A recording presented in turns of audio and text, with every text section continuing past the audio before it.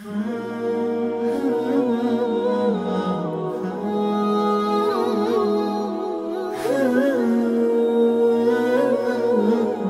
لله نحمده ونستعينه ونستغفره ونعوذ بالله من شرور أنفسنا ومن سيئات أعمالنا من يهده الله فلا مضل له ومن يضلله فلا هادي له وأشهد أن لا إله إلا الله وأشهد أن محمدًا عبده ورسوله أما بعد فإن خير الحديث كتاب الله وخير الهدي هدي محمد صلى الله عليه وسلم وشر الأمور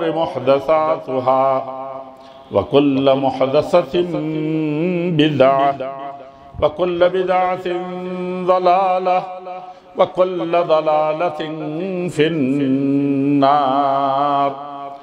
أعوذ بالله من الشيطان الرجيم.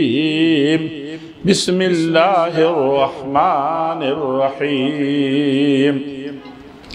يا أيها الذين آمنوا اتقوا الله حق تقاته ولا تموتن إلا وأنتم مسلمون. يا أيها الناس اتقوا ربكم الذي خلقكم من نفس واحدة وخلق منها زوجها وبث منهما رجالا كثيرا ونساء واتقوا الله الذي تساءلون به والأرحام إن الله كان عليكم رقيبا. يا أيها الذين آمنوا اتقوا الله وقولوا قولا سديدا يصلح لكم أعمالكم ويغفر لكم ذنوبكم ومن يطع الله ورسوله فقد فاز ومن يطع الله ورسوله فقد فاز فوزا عظيما.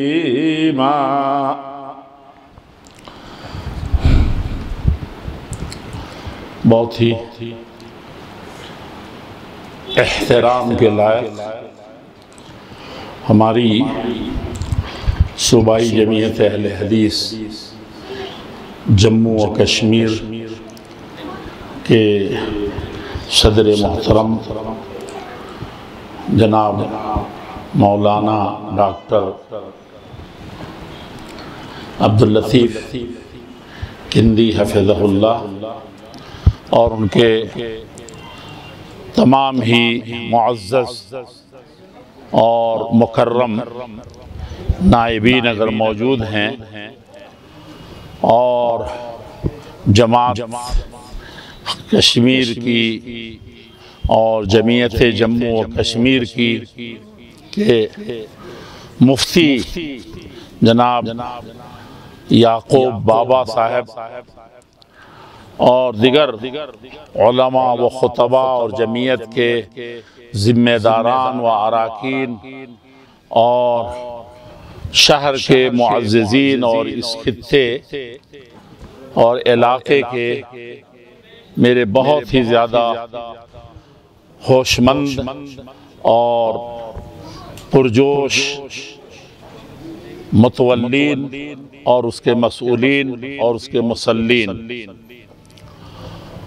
اور ہمارے اس حلقے کے بھی جمعیت اور جماعت کے ذمہ داران اور ہمارے تمام ہی محترم بھائیوں، ملت کی ماں اور بہنوں اور قوم کے عزیزوں نونہالوں مستقبل کے رجال کار اور ہماری باعفت باحشمت باعزت ماں اور بہنوں کے گود میں پلنے والے نونہالوں،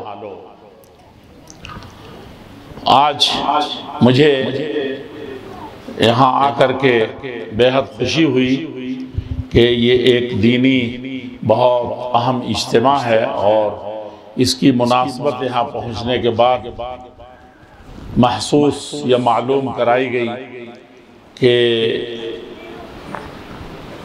اس عظیم الشان قدیم تاریخی مسجد کا اثر نو تعمیر ہونا طے پایا ہے، اور اس کے لیے آپ نے ہمت بھی باندھ لی ہے اور اس میدان میں اتر پڑے ہیں۔ ہم کو بھی اس شرف میں شامل ہونے کا موقع ملا ہے، اور جو سنگ بنیاد آپ آج رکھ رہے ہیں یا لوہے کی نقاب کشائی کی ہے آپ نے، تو اس وقت مجھے اچانک زبان پر آیا بسم اللہ کہنے کے بعد ربنا تقبل منا انک انت السمیع العلیم وتب علینا انک انت التواب الرحیم۔ یہ جانتے ہیں کتنی بڑی عظیم بات ہے اور کتنا اہم موقع ہے، اور کہاں کب کہا گیا تھا وَإِذْ يَرْفَعُ إِبْرَاهِيمُ الْقَوَاعِدَ مِنَ الْبَيْتِ وَإِسْمَاعِيلُ، یہ اس سے پہلے ہے کہ لوگوں یاد کرو اپنی زندگی کے خاص طور پر ایسے مواقع سے تم یاد کرو اس بات کو، اللہ تعالیٰ کی اس نعمت کو، اللہ کی اس رحمت کو زحمت مت سمجھنا کہ محلے کی مسجد ہے یا ایک بڑا کام ہے، محلہ بہت چھوٹا ہے، کوئی بڑا تاجر نہیں ہے، اور آج سے رات دن ایک کرنا پڑے گا، اور تب یہ مشکل مرحلہ پتہ نہیں کیسے حل ہوگا، بلکہ یاد کرو کہ ابراہیم اور اسماعیل علیہ السلام دو اولو العزم انبیاء میں سے نبی کیا کر رہے تھے؟ وہ یرفع ابراہیم القواعد، وہ بھی مسجد بنا رہے تھے، بیت اللہ اللہ کا گھر بنا رہے تھے، اس کی دیواروں کو چن رہے تھے۔ فرق یہ ہے کہ ہم متمدن دنیا میں ہیں اس وقت، وسائل و ذرائع کی کمی نہیں ہے، آوان و انصار بہت زیادہ ہیں، بہت سارے لوگ مدد کرنے کے لیے تیار ہیں، بہت سے لوگوں کی طرف سے تجاویز آئی ہیں، اور اپنے ہی محلے میں بیٹھ کر کے ایک بہت اہم موقع محل میں ہم کو آ کر کے اپنا کچھ پسینہ لگانا ہے اور کچھ مال و زر صرف کرنا ہے، کچھ جذبات قربان کرنے ہیں تاکہ اس کے سارے مراحل بہت بہترین طریقے سے حل ہو جائیں۔ اور وہاں کیا تھا؟ وہاں بابل اور نینوا کی سرزمین چھوڑنی پڑی تھی، فلسطین کی بڑی زرخیز اور بڑی پیاری اور بہت پربہار سرزمین کو چھوڑ کے آنا پڑا تھا، مصر کی بہتی ہوئی نیل اور ان دریاؤں اور ان چشموں کو چھوڑ کر کے وہ آئے تھے، اور جہاں ابراہیم علیہ السلام کی پیدائش ہوئی تھی وہ وہاں سے ایک سلسلہ چلا تھا، اور بڑی مشکلوں بڑی کٹھنائیوں بہت ساری باتوں کے بعد یہاں پہنچے تھے۔ اور کہاں پہنچے تھے؟ آپ اس پورے خطے کو دیکھیے گا تو صرف اس وقت آپ پیٹرول جانتے ہیں، صرف آپ گیس جانتے ہیں کہ گیس پیدا ہو رہی ہے، دنیا کا 90% اسی خطے میں گھوم پھر کر کے ساری دنیا کو گیس اور پیٹرول اور یہ اور وہ فراہم ہو رہا ہے، صرف یہ نظر آتا ہے ہم کو۔ اس وقت اس کا کوئی پتہ نہیں تھا، کوئی دنیا نہیں جانتی تھی، لیکن زمین صرف عراق کی سرزمین جہاں ابراہیم علیہ السلام تھے اتنی زرخیز تھی، اتنی پیاری تھی کہ فتغلل لکم ما لا تغل لأہلہا قرن بالعراق بالقفیز و درہمی. وہ شاعر کہتا ہے، وہ تو ایک لڑائی جھگڑے کے بارے میں کہا تھا اس نے. زہیر بن ابی سلمہ ایک شاعر گزرا ہے نبی صلی اللہ علیہ وسلم کے زمانے سے تھوڑے ہی پہلے، وہ یہ اشعار تھے جو خانہ کعبہ پر معلقات لٹکائے گئے تھے. بہت زبردست شاعر تھا، جاہلی زمانے کا تھا، اسلام کو نہیں جانتا تھا، مسلمان کو نہیں جانتا تھا، اور دین و ایمان کو نہیں جانتا تھا، لیکن یہ جانتا تھا کہ قوموں کے درمیان، جماعتوں کے درمیان، انسانوں کے درمیان لڑائی سب سے منحوس چیز ہے. عبس و ذبیان دو قبیلے لڑ رہے تھے اور بہت بری لڑائی لڑ رہے تھے، خاندان در خاندان وہ لڑائی چلی آ رہی تھی.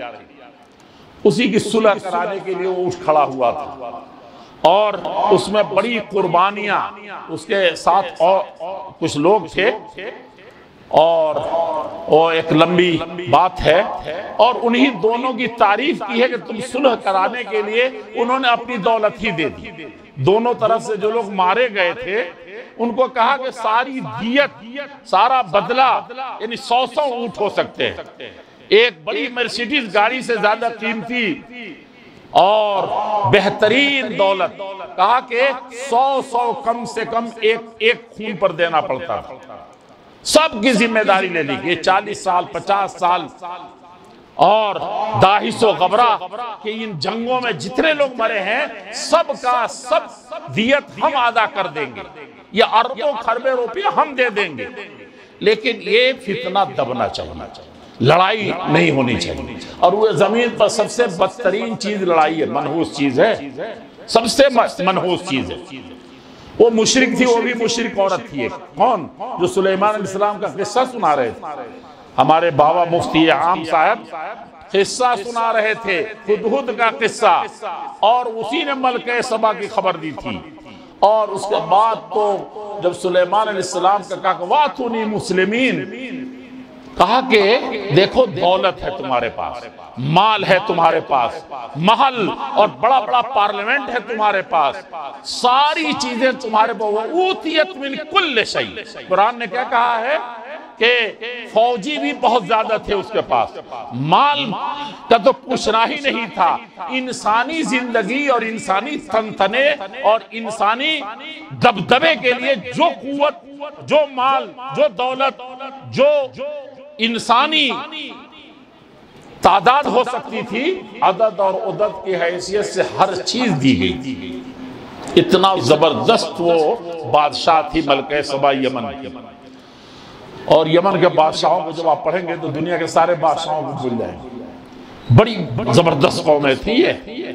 تو وہ اللہ تعالیٰ نے قرآن کریم میں فرمایا وَأُوتِيَتْ مِن كُلِّ شَيْءٍ، کہ ہر چیز اس کو اپنے بل پر حکومت چلانی، نہ پورب دیکھنا ہے نہ پچھم دیکھنا، لا شرقیت ولا غربیہ، کہ کبھی ضرورت پڑی تو آپ امریکہ کے ساری دنیا محتاج ہو گئی، اور کبھی ساری دنیا پورب بھاگ کے جا کر کے روس کی طرف دیکھ رہی ہے، کبھی اس کی طرف للچائی ہوئی، کبھی مال کی وجہ سے وہ سمجھتی ہے کہ میری عزت رہے گی، کبھی سمجھتی ہے کہ زر زمین کی حیثیت سے رہے گی، کبھی زن اور کبھی اور کسی حیثیت سے ہماری عزت رہے گی. جوانوں سے جا کے پوچھئے، کہتے ہیں کہ جو سب سے اچھی لڑکی ہوگی اس سے شادی کرے گی. ہم تو ڈاکٹر ہو گئے ہیں، ہم تو مدینہ یونیورسٹی سے پڑھ کے آ گئے ہیں، زمین والے ہوں، زر والے ہوں، ناک والے خاندان والے ہوں، یہی فطرے ہیں. اللہ کے نبی نے فرمایا تھا تربت یداک، مال تلاش لیا، سب سے زیادہ سگڑ کشمیر کی خوبصورت لڑکی تلاش لی، اور سب سے بڑا خاندان اور ناک تلاش لیا دنیا کے رواج کے، اور سب سے زیادہ دولت بھی اس کے پیچھے ہے جو سب تمہاری جھولی میں گرنے والی ہے. اللہ کے نبی صلی اللہ علیہ وسلم نے کیا فرمایا تھا؟ تربت یداک. ایسا جوان، ایسا خاندان، ایسا ڈاکٹر، ایسا انجینئر اور ایسا پرسنالٹی والا انسان کیا ہوگا؟ تربت یداک. آج ہی سے ہاتھ سونے میں پڑ رہا تھا، تم جان رہے تھے کہ یہ سب تینوں چیزیں مل گئی ہیں تو سونے میں ہاتھ پڑ گیا. ہم مفتی صاحب سے اور ڈاکٹر صاحب سے معذرت کے ساتھ کہہ رہا ہوں، یہ ترجمہ تھوڑا سا انوکھا ہے، ترجمہ تو صحیح ٹھیک ہے لیکن مطلب تھوڑا سا جلدی ہم لوگوں نے جو پڑھا ہے اس سے زیادہ میل نہیں کھاتا ہے، لیکن پڑھا ہے اس میں سے ایک چیز یہ بھی پڑھی کہ تربت یدا، دیندار جس نے تلاشا، غریب گھر کی لڑکی تھی، مال و منال کچھ نہیں، یتیم تھی، آگے اور پیچھے کا کوئی جاننے والا بھی نہیں تھا، کیا ہوگا وہ؟ کہا فاظفر بذات الدین، دین والا کامیاب ہوگا۔ مال والی لڑکی آئے گی نہیں کامیاب ہوگے، بڑے ڈگریوں والی آئے گی نہیں کامیاب ہوگے، بڑے پیسے والی آئے گی، بڑے خاندان کی آئے گی، اس سے کامیاب نہیں ہوگے، کس سے ہوگے؟ آگے فاظفر بذات الدین، دیندار ہے تو کامیاب۔ یہ ایک شادی کی بات میں نے ایسے کر دی ہے، ہر معاملے میں جو ہمارے چوائز ہیں، امت کو بڑھانے کی فکر ہے کہ امت ہماری اعلیٰ درجے کی ہو جائے، مسلم امت سب سے اونچے مقام پر رہے، سب سے زیادہ عزت کے ساتھ رہے اور سب سے زیادہ پرسنالٹی کے ساتھ رہے۔ یہ بالکل ہم نے جو دینداری قبول کی ہے، معاف کیجئے گا، جو دینداری ہم نے قبول کی ہے یقیناً مل نہیں کھاتا اس سے جو قرآن کہتا ہے، حدیث کہتی ہے، اور سیرت طیبہ اور صحابہ کرام کا اخلاق و ایمان کہتا ہے، نہیں ہے۔ ہم نے ہر چیز کی مادہ پرستوں کو، جنہوں نے دین اور ایمان کا پر ڈانگا ڈالا، ہم انہی کی غیر شعوری طور پر دین کے جوش پر ہم انہی کی تقلید کر رہے ہیں۔ دیکھیں مدرسوں کے بارے میں آیا تو لوگوں نے تفسیر شروع کر دی، جب تک مدرسوں کے لڑکے یہ نہیں ہوں گے، وہ نہیں ہوں گے، ان کو خود کفیل ہونا پڑے گا، ان کو روزی روٹی سے جوڑنا پڑے گا، ان کو یہ کرنا پڑے گا۔ مولانا نور الدین کون سی روزی سے پہلے جٹ کر کے کسی یونیورسٹی کا سہارا لیا تھا، کسی فیکٹری کا سہارا لیا تھا، کسی مالدار اور کسی بادشاہ اور کسی حکومت کا سہارا لیا تھا، یا کسی ساہوکار کے حصے دار بنے تھے؟ اتنا بڑا کام ہوا، اتنے بڑے موحدین نظر آ رہے ہیں، اتنے بڑے مومنین نظر آ رہے ہیں۔ یہ مادی تفسیریں دین کی سب سے زیادہ کل دین کی سیاسی تفسیر کر رہے ہیں، بڑی خطرناک ہے وہ۔ یہ جو دنیا میں دیکھ رہے ہیں اس میں بڑا حصہ ہے اس کا بھی۔ مولانا ابو الحسن ندوی نے دین کی سیاسی تفسیر لکھ دی، فلاں نے یہ لکھ دی، بعد میں سمجھ میں آیا حضرات، سمجھا کہ نہیں؟ کچھ نہیں، لیکن اس سے خطرناک سیاسی تفسیر تو بہت بری، اور وہ خواب بہت برا۔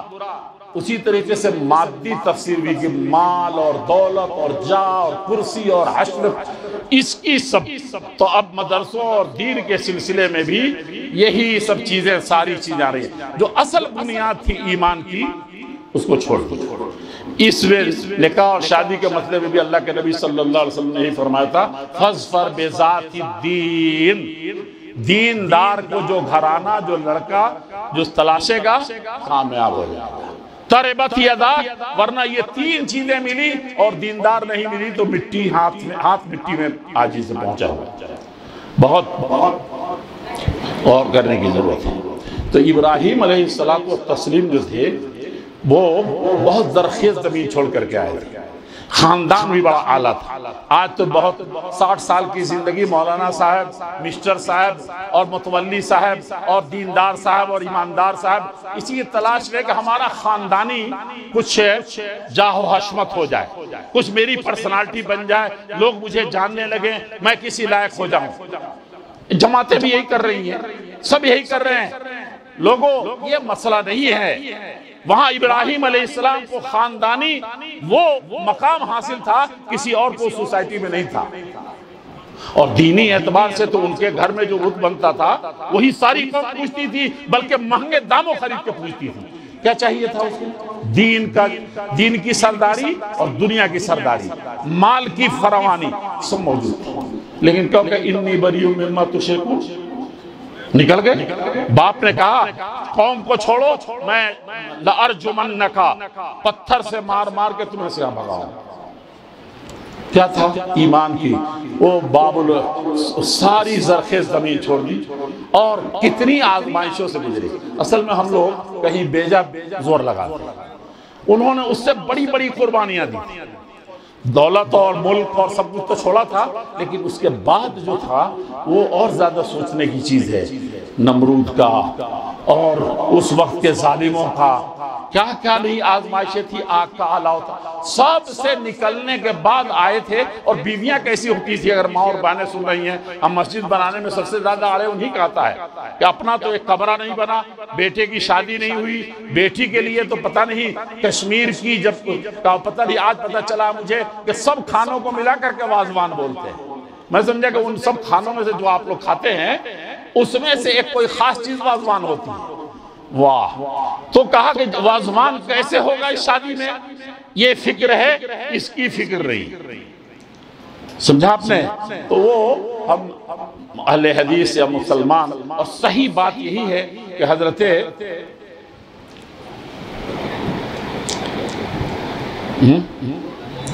ہاں پھر ان کے لیے بچے ہیں، ختم ہو گیا وہ ٹائم ہونے سے 2 منٹ 2-3 منٹ پہلے بتا دیجیے گا۔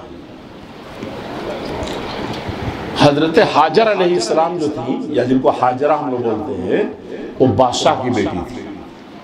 یہ تو یہودی بعض روایتوں میں ہے کہ وہ لونڈی تھی، دے دیا تھا، نہیں، ان کو جب آزمایا تھا اور ان کی عزت پر ڈاکے ڈالنے کی کوشش کی تھی وقت کے سب سے بڑے طاقتور فرعون نے۔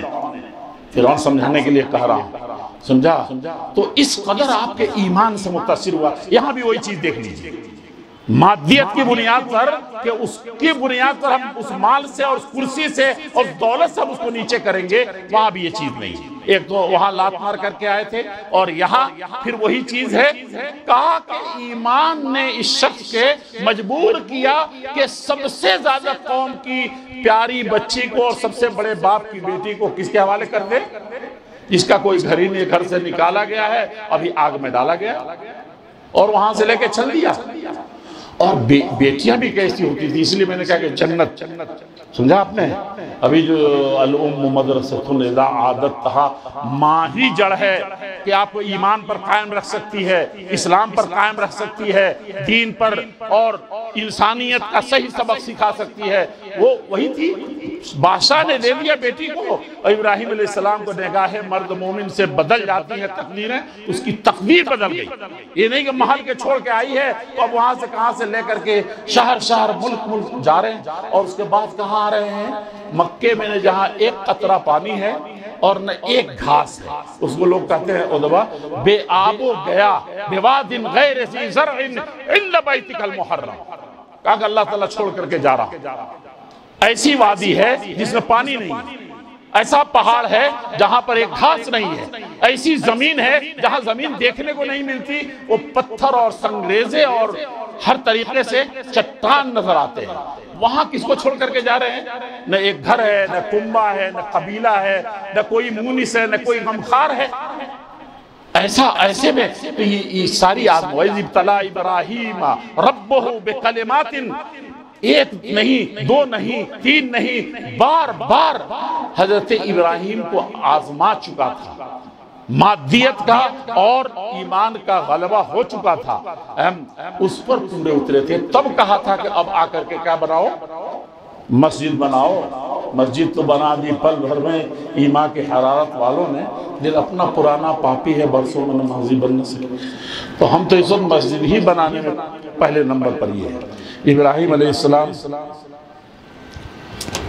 کی یہ دعا ہم لوگ یہ جو مسجد بنائیں گے تو پڑھتے رہیں گے، پیسہ دیں گے 1 لاکھ 2 لاکھ 5 لاکھ 2 روپیہ 1 روپیہ، ربنا تقبل منا، یہ اس مسجد کی بنیاد ہے، المسجد الذی اسس علی التقوی، سمجھا؟ آج تک قرآن میں تلاوت ہو رہا ہے، کسی کے پاس پاؤں میں جوتی نہیں، جسم میں کپڑا بھی نہیں، گرمی سے بالکل وہ بدن کالا پڑ گیا ہے بلکہ چھل گیا ہے، پاؤں میں پھپھولے ہیں، ایسی صورت میں یہ دعا پڑھی تھی، تب وہ قرآن میں تلاوت کی جاتی ہے۔ تو ہم یہی اسی جذبے کے ساتھ اور اسی ایمان کے ساتھ اور اسی قول و قرار کے ساتھ کہ اللہ تعالیٰ قبول فرمائے، وَتُبْ عَلَيْنَا إِنَّكَ أَنْتَ التَّوَّابُ الرَّحِيمُ، لاکھ قربانی دیں، لاکھ جذبات سے سرشار ہو کر کے اس میں جٹے، لیکن کوتاہیوں سے کسی بھی طرح سے کم نہیں رہ سکتے، اس لیے اللہ تعالیٰ توبہ بھی فرما اور توبہ بھی قبول فرما، اور اس کے بعد ربنا وجعلنا مسلمین لک، مسجد بنا کر کے ایسا نہیں کہ گھر بیٹھ جائیں، اسی فرما برداری میں پوری زندگی گزرنی چاہیے۔ وَذُرِّيَّةً مُسْلِمَةً لَكَ، اور آنے والی جتنی نسلیں اس ایمان پر قائم رہیں گی، کیونکہ ایمان کو متزلزل کرنے والی بہت سی چیزیں۔ اللہ جل شانہ اس مسجد کی بنیاد جو آپ رکھ رہے ہیں، اللہ جل شانہ اس کو قبول فرمائیں اور اس کو پائے تکمیل تک پہنچائیں۔ ہمارے ایمان کا، آنے والی نسلوں کا، خاص طور پر جس کے بارے میں سب فکر مند ہیں، آنے والی نسلوں کے سلسلے میں کہا کہ اس طرح کے جذبات ہیں تو یقیناً ان کے ایمان کا میں کوئی تزلزل نہیں پیدا کر سکتا۔ اللہ رب العزت والجلال ہمیں آپ کو اپنی مرضیات کے مطابق کرنے کی توفیق عطا فرما۔ امن و امان اور شانتی، بھائی چارہ جو سب سے بڑی چیز ہے، اللہ تعالیٰ کی طرف سے ان سب کا ہم کو خوگر بنا اور اس کا علم بردار بنا۔ بارک اللہ لی و لکم فی القرآن المجید ونفعنی وإیاکم بالآیات والذکر الحکیم۔ السلام علیکم ورحمۃ اللہ۔